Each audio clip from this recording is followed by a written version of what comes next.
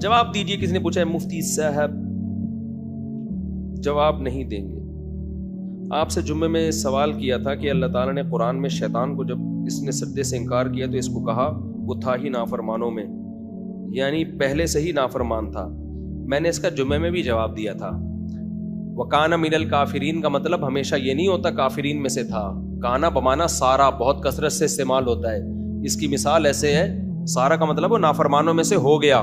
اس کی مثال ایسے ہے جیسے اللہ نے فرمایا اِنَّا عَرَضْنَا الْأَمَانَةَ عَلَى السَّمَاوَاتِ وَالْأَرْضِ وَالْجِبَالِ فَأَبَيْنَ أَن يَحْمِلْنَهَا وَأَشْفَقْنَ مِنْهَا, کہ ہم نے یہ جو بار امانت ہے نا شریعت, یہ ہم نے پہاڑوں پر اور آسمانوں اور زمینوں پر بھی پیش کی, لیکن وہ ڈر گئے.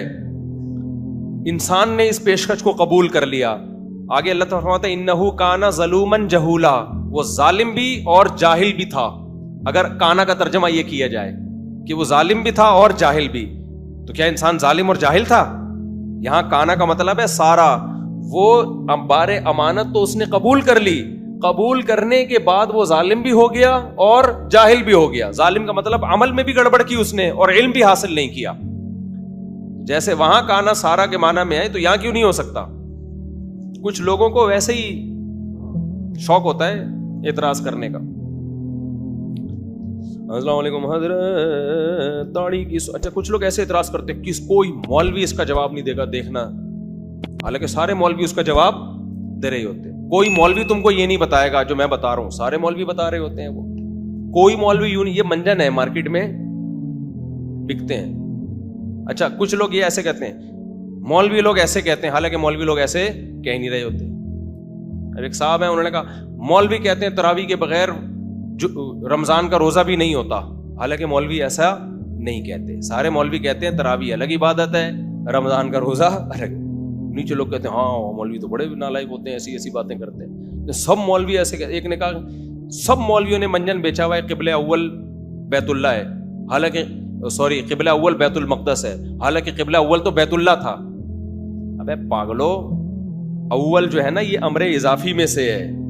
دوسرے کے مقابلے میں کسی چیز کو اول کہا جاتا ہے.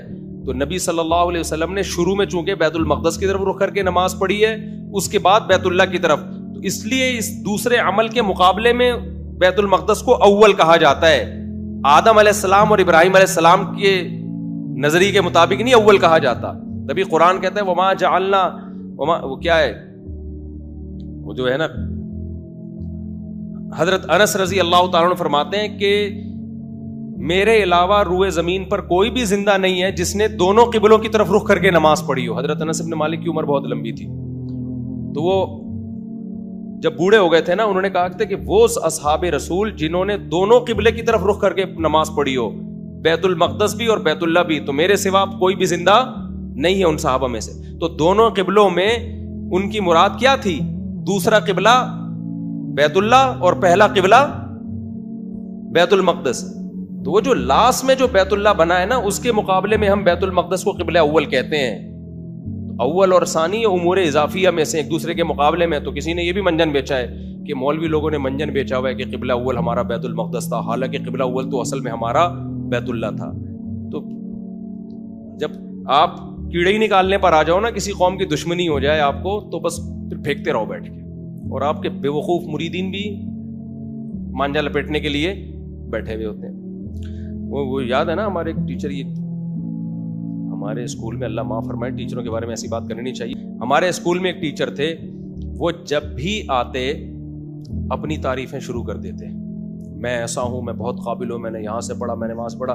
ہم روز سنتے, ہم کہتے ویل ڈن, بہت اچھا, یقیناً ایسا ہی ہوگا, سر کی قابلیت.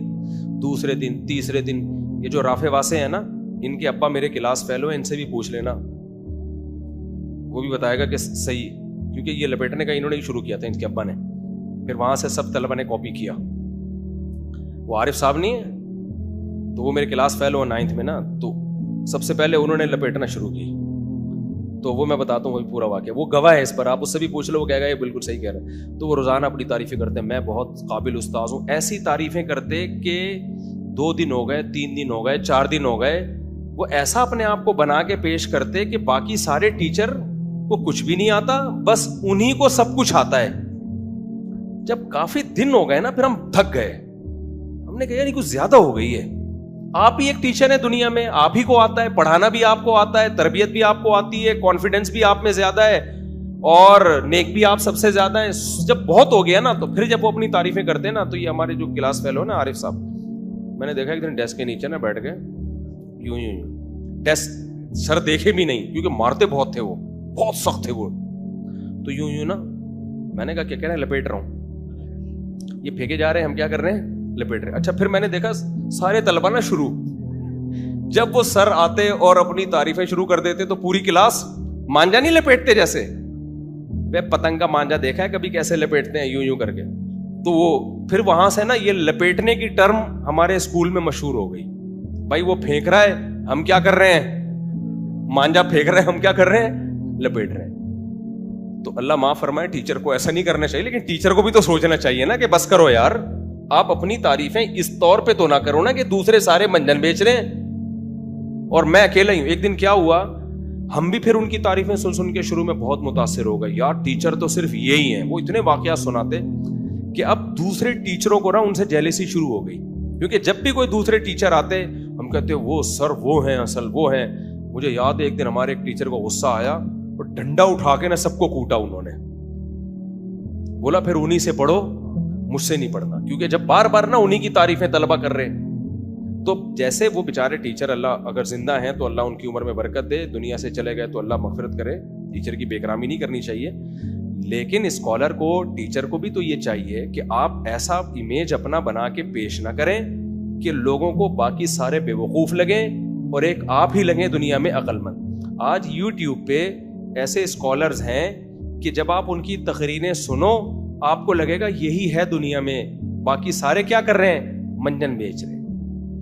اور ان میں ہر اسکالر سب کی نفی کر رہا ہوگا, زبان سے نہیں کہتے, وہ ان کی تقریروں سے ایسا لگتا ہے کہ میں آیا ہوں اصل میں, جو ابھی ایک پیکج لے کر آیا ہوں دین کا, میں ہوں اصل, باقی یہ سارے منجن بیچ رہے ہیں.